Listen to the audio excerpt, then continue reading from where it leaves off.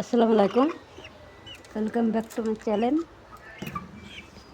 আমি আজকে আবারও মুরগি কিনলাম 3টে সোনালি।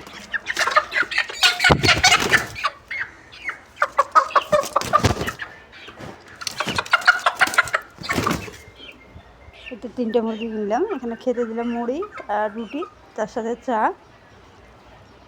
আদা, এগুলো মিশিয়ে খেতে দিয়ে দিলাম। একটা মোরগ কিনা হলো, 2টো টিউলিপ। 3টে মুরগি কিনলাম। এর আগে তো ব্রয়লার মুরগিগুলো কিনলাম, সেগুলো দেখালাম। তখন খাওয়া দাওয়া করুক মুরগিওয়ালা, ততক্ষণ সাথে থাকেন, কন্টিনিউ করতে থাকেন। নতুন সোনালি মুরগিগুলোকেও খেতে দিলাম, এদিকে পুরাতনগুলোকেও খেতে দিলাম। এদিকে দিয়েছি চাউল খেতে, বিকালবেলা চাউলগুলো খেতে দিই, যেহেতু সন্ধ্যেবেলায় ঘরে ঢুকে পড়বে, তার জন্য শুকনো খাবার গালাই বেস্ট। রসালো খাবার গালা দুপুর টাইমে দিই। এদিকে আছে বয়লা গালা, আর কিছু সোনালি কিনলাম নতুন, সেগুলো প্রথমে দেখাইলাম। তখন মোটামুটি বেলা 4:30 মতন বাজছে, তো ঘাস খাওয়ার জন্য বয়লা গালা বেড়ে গেল। ওরা ঘাস পাতা লতা এগুলোই খেতে ভালোবাসে, সোনালিও খায়। খাবার খরচটা একটু অল্প হলেও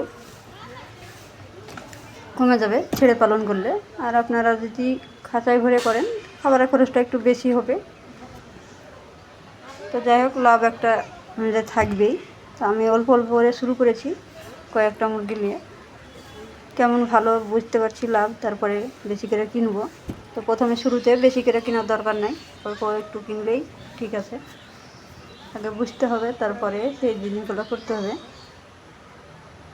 এগুলো বয়লাগুলো ঘাস খাচ্ছে, আর ওই যে হাঁসটা ওইদিকে গেলো, গেটের বাইরে থেকে ভিতরে ঢুকে পড়লো।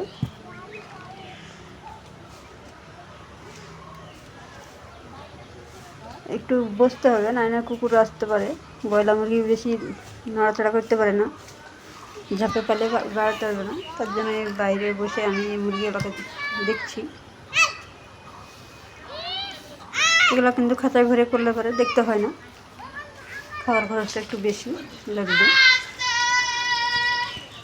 আর কীভাবে সুস্থ থাকে, আমি খাবারের সঙ্গে অনেক কিছু মিশাই, সামান্য হলুদ, লবণ, আবার কালো জিরে, সময়ে এইসবগুলো দিয়ে মেখে দিই খাবারটা। ভালো থাকবেন, সুস্থ থাকবেন। আগামী ভিডিও